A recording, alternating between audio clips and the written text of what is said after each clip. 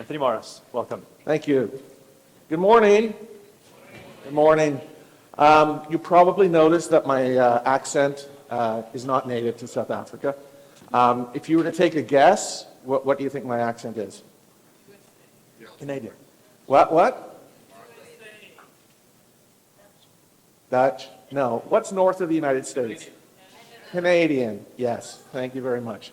So you're going to learn a few things this morning, hopefully a bit provocative, but I want to start with an analogy, and that is, what is the number one sport, if you know, in Canada? Hockey. Excellent. Who is the greatest all-time hockey player in the world? Do you know? Thank you, Wayne Gretzky. Do you know why Wayne Gretzky is the most famous hockey player, the best hockey player in the world? Do you know why? Scored the most goals. Scored the most goals. Scored the most goals? Well, that's a good point. Because his single philosophy is, in his mind, his strategy is, he skates to where the puck is going, not where it is today. His mind, his ability, his experience is all about understanding, based on what's going on the ice or the market, where is that puck headed? And that mindset is effectively sort of what we're going to talk about this morning, and sort of the challenge that, as an industry that's trying to keep pace with technology innovations, has to deal with. And if you think over the last 10 years, the hype of buzzwords, I mean, how many times do you need to hear the word cloud or digital transformation, right? If I have, I guess, $1 to put in a buzzword bingo jar, and along comes AI, it says here, hold my beer, you're never going to hear the end of this buzzword, right? So the conversation this morning, I get the opportunity to meet with bankers such as yourself and technologists from around the globe for upwards of 25 years now. And in my capacity at nCino is very much tapping into those conversations to understand what are the right ways to get different technology changes deployed, employed, change mindsets, and really reap the benefits, as opposed to, here's a buzzword, here's something that we need to do.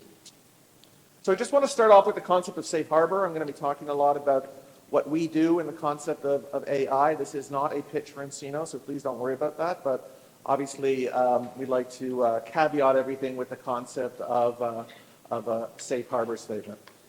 So I'm going to ask you sort of a couple of provocative questions. So artificial intelligence, which in and of itself is just an umbrella term for about a dozen core technologies, which, as we all know, and I'm assuming most of us are experiencing this in our daily lives, whether it's work or consumer. Is it worth it how we apply this group of technologies within banking? And there's different ends of the spectrum. Some people on the 10 out of 10 side will say this is absolutely going to fundamentally change how banking is performed, the experience, the operations, everything. Because at the end of the day, banking is just a data business. So consequentially, the implications for this are massive. So the first question is it worth it? Second question is, and I find this quite shocking when I speak to different customers or industry people, is do you know what you want to achieve? All of this hype around machine learning, and last year generative AI, when ChatGPT came into our consciousness, do you know what you want to achieve with it? Probably the most fundamental question, right? Same thing when cloud emerged a dozen or so years ago. And then the third part of this question, almost, or these series of questions, is do you know how to get there? And you would be shocked. And literally on a weekly basis, I get the opportunity to talk to 2 or 3 banks of all sizes, whether it's Barclays in the UK, whether it's a small credit union where I live in Canada, you name it. The fundamental biggest challenge I see is organizations, small or large, don't understand how to navigate the type of changes that they know they need to do, that the market expects, that shareholders demand, and that customers deserve. So quickly, a shameless plug, who is nCino and why do we have a position that we're able to have this conversation today? Well, we've been in business over 15 years. Our goal is to transform the front and mid office into something that's entirely flexible. We do that through innovating core processes, reputation. We have over 1,800 banks around the world. And if I told you you could transform how you do onboarding or loan originations for a complex loan to a small loan from 60 days to 6 hours, that sort of gives you an idea of who we are. We operate around the world, and I'm glad to say that we have a significant presence here in South Africa. In fact, we have a very unique relationship with the country. Our CEO is ex-South African. He immigrated to the United States about 25 years ago. And recently in March, we acquired a local company here. It's based in Johannesburg and Cape Town called DocFox, which does digital onboarding for all different types of B2B customer entities. So we have over 150 people in the country. So we are here to stay. And I've been down here probably a dozen or so times in the last several years. And our platform is geared to helping you to onboard and originate any customer in any line of business through any channel across any product type. That's it. Whether it's human, whether it's digital self-service, whether it's any combination thereof. And that's a shameless plug, but it all starts with data. Just like for the last 150 years, as oil has driven the explosion of our economies around the world, the refinement of that oil, or the refinement of that data, and that's the analogy there, has fundamentally transformed human culture and human society. It's not just the fuel and the energy that has moved us into the industrial age through oil, but it's the application of oil in all different products around the world that has brought about the environment in which we live in. And data is the exact same thing in the technology world. If you ask any organization what their most valuable asset is, obviously it's their customer, right? But without data, without oil, nothing will operate. So the question becomes, as I said earlier, how do you capitalize it? How do you monetize it? How do you leverage it in a way that works for your institution? So back to my first question, what are you trying to achieve? And here's an incredible quote from the CEO of Accenture. It says, "The foundation of all companies and sizes must grasp the truism that is redefining the landscape in which we all operate now. Cloud is the enabler." We couldn't have said that 15 years ago, but it is. It makes things exceptionally easy. Data is the driver. Without any data, the power of what the cloud can deliver in terms of application solutions doesn't exist. But AI becomes the differentiator, and that is the secret sauce. So back to my three questions. What do you want to achieve with AI? What are the outcomes, and how do you get there? So as banks, we sit on a tremendous amount of information.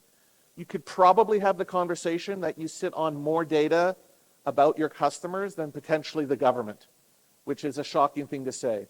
But whether it's a consumer who wants to get a mortgage, whether it's a commercial or corporate entity that's borrowing large sums of money or needs operating lines or treasury services, the amount of information you capture across all aspects of that entity's business and how they operate and their financials and their customers, right? You marry that with how they're actually performing once they're a customer, is you have literally an ocean of data. And banks have notoriously been very weak in capitalizing on that. We've heard for 2 decades now the concept of, the right product to the right customer at the right time will guarantee success. I have yet, in 25 years and probably over 500 banks, ever seen an organization that's actually executed on that. But we are at a point in time where this technology allows us to exploit, to capitalize, to monetize, and provide differentiation on the data if you know how, and if you know what you want to achieve, which is the goals of this conversation. So the power of what AI can deliver in the right way, in the right controlled way, in the right regulated way, efficiency and cost. That is the number one thing we're seeing across the board in any market that I've been in the last couple of years. That the experience that you can make things simpler, more productive, more efficient for your frontline bankers and your mid-office support staff is unparalleled. From a risk control and compliance, we have yet to actually even touch the tip of the iceberg in terms of how artificial intelligence can affect your asset quality, your book of business. All of those conversations, all of those reports, all of those analysis about outstanding loans, bad loans, weakening in a particular portfolio, the performance of a particular client, They're all based on backward-looking data. But when you apply predictive intelligence and predictive insights into the performance of a particular asset class, a particular set of collateral, a particular customer segment, you're now able to get ahead of the curve and understand risk factors in a way that was never possible before. And all of these things applied imply that from a growth and a differentiation perspective, there are new values to be unlocked within the industry and for your individual organizations. So the question becomes, the question is actually simple. We know that this technology can do great things across hundreds of use cases. The question is, what's the approach? How do you adapt to this moment in time? How do you unlock the value that is sitting in your data that needs to be transposed into your operations, that effectively be controlled and monitored to prevent the inevitable when something happens and a regulator says, this bank has done this, what was the reason you did that? And people can't answer it, the machine said so. Right? That will happen at some point in the next several years. So this is the conversation I want to have. And I want to think about this analogy. So I know how many folks in the room have renovated a house, put in a new bathroom, put in a new kitchen, something like that. I'm very fortunate enough at home. I built a house 4 years ago, bought a teardown, and looked at an incredible set of houses and just scanned the internet to get an idea of what I wanted to build. What is my dream house? Well, that's sort of the same thing with AI in terms of what you want to achieve. Are you actually starting at the macro level to understand where will this technology affect my customers, my bankers, my operations, my portfolio? What's the biggest bang for the buck? Where can I ultimately go with this? Or are you focused at the lower level? So in this particular case, if anybody's ever put in a new kitchen or renovated a bathroom, you don't start with what's the best fixture or the countertop or the cabinet. You think of what you want to achieve at a high level. You draft that image, you go through various iterations, and then you figure out what do I need to actually get there? And what's the right approach? And who's going to guide me?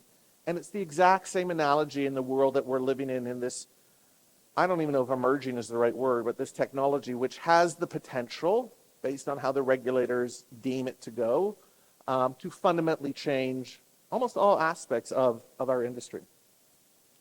So just like that house or that bathroom or that kitchen, you have an idea, you know what you want to achieve, you have a budget, but you have to get there with a blueprint. You have to have the design specs. You need to know what infrastructure needs to be changed. You need to know who's your best general contractor or set of trades are going to get there, because you are surely not going to rip out your own kitchen and put in a brand new one, right? So a playbook, if you will.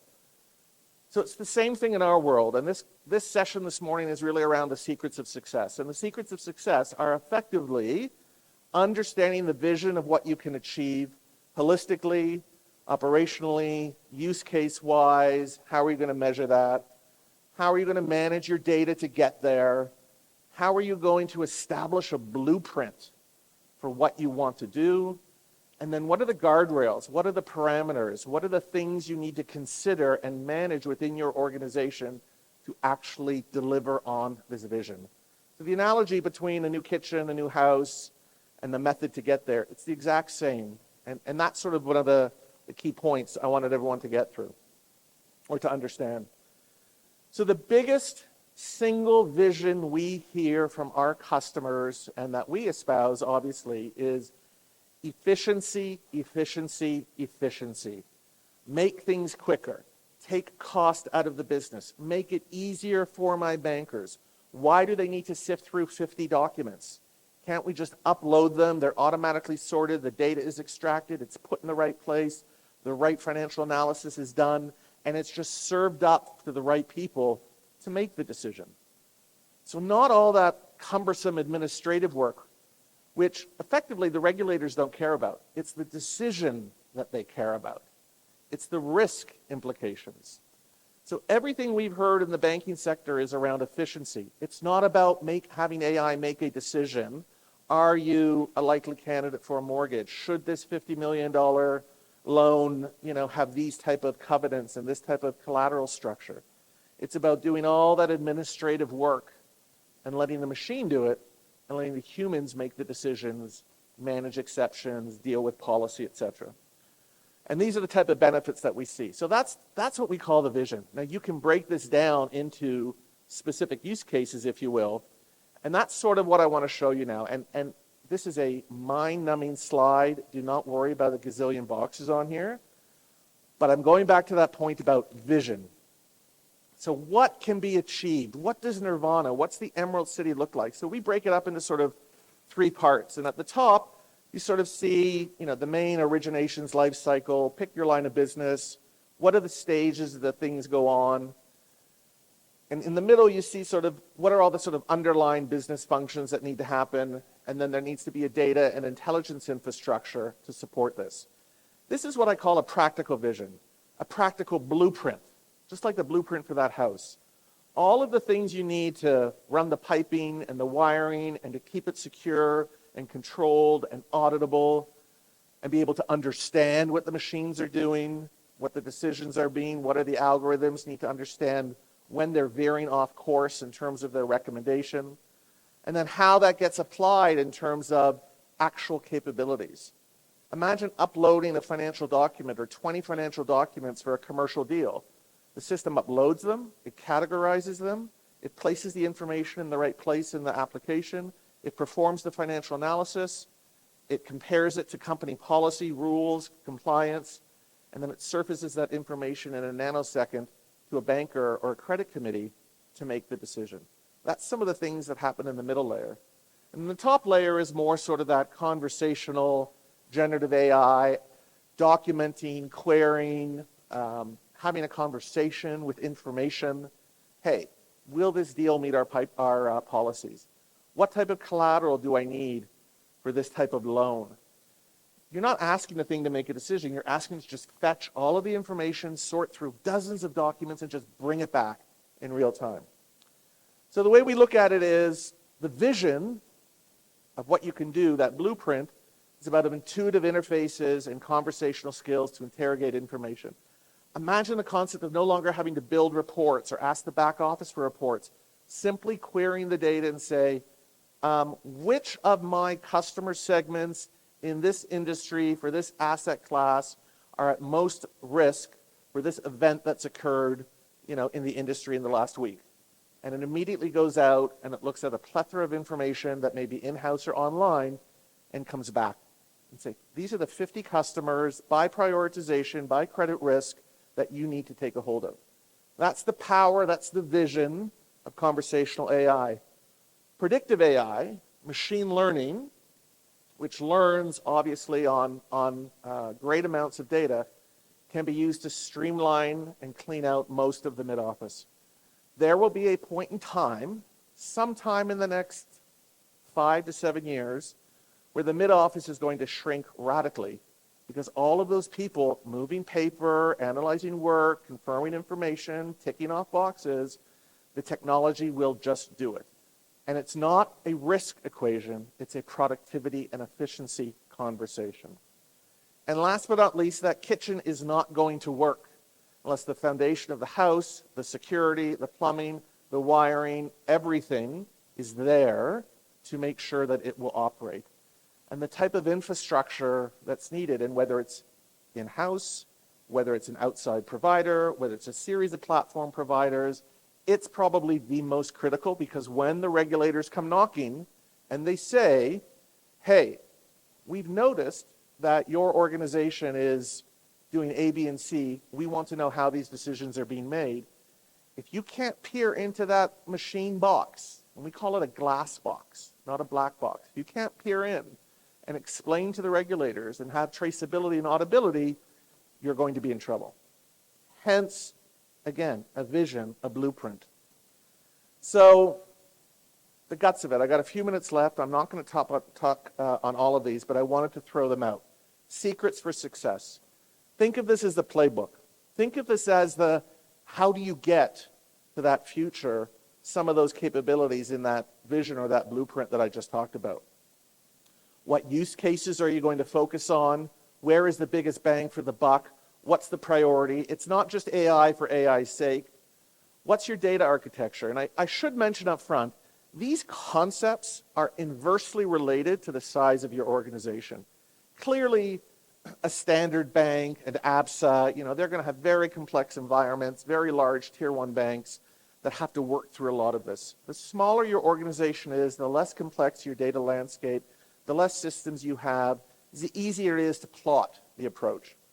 So the data architecture about what and where and how and who owns what, cleaning up data, if that oil isn't clean, if it cannot be refined, if it doesn't make sense, it's of no value. Single biggest hurdle. And this is to your point, which I loved earlier about business and technology working together, right? Business sometimes doesn't understand just how bad the data is or how many systems it's in or how many times it's replicated in order to understand how complicated it is to actually deliver something. That's why that partnership around cleaning up some of these things is so important. What is the intelligence or your AI architecture? What platforms? What tools? What partners? Are you going to outsource it all to one? Are you going to work with multiple providers? Where do they fit in within your jigsaw puzzle? Extremely important. Obviously, how are you going to manage risk and compliance? I go back to that concept of a glass box. You can't see what's going on and change it, stop it, refactor it, then that's a big problem. And obviously, how do you control how things get rolled out over time? So each one of these, I'm not going to go through each one of them has a point of view. Each one of them talks to what needs to be considered and what are the actions to be taken. And I'll top on a few ones. What use cases? What are you solving for? What is your biggest business challenge in any particular line of business today? Is it takes 3 months to get a $50 million deal approved from a commercial loan perspective? We want to take that down to 3 weeks. What do we have to do to get it down to 3 weeks? Because of the cost involved, because of the competition, because of customer frustration, because of banker attrition. What is driving it? What are the use cases? What are the practical implications for change? Who am I solving this for? What is the business benefit? You would be surprised when I have this AI conversation with various banks. When I pose this question, they're like, we can't agree. We don't know. We know we want to use generative AI. We see what it can do. And I'm like, without knowing what you're solving for in practical terms, there's no point. And how do you solve it?